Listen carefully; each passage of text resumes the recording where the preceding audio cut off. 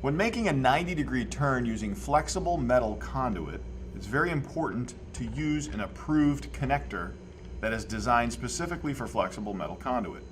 Garvin Industries squeeze connector are one of the fastest and easiest ways to do this.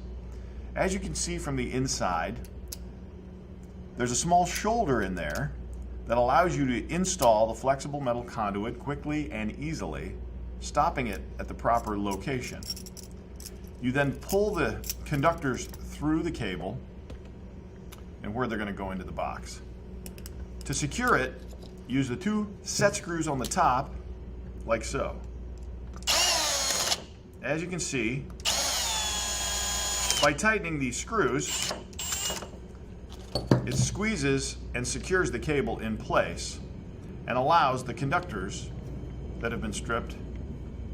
You now have a quick and easy 90-degree turn on any electrical box, cover.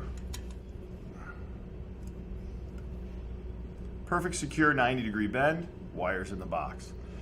These range in size from 3/8 inch all the way to 4 inch, and they come with or without an insulated throat to protect the insulation on the wiring. For these and other great products, be sure to visit us online at garvinindustries.com.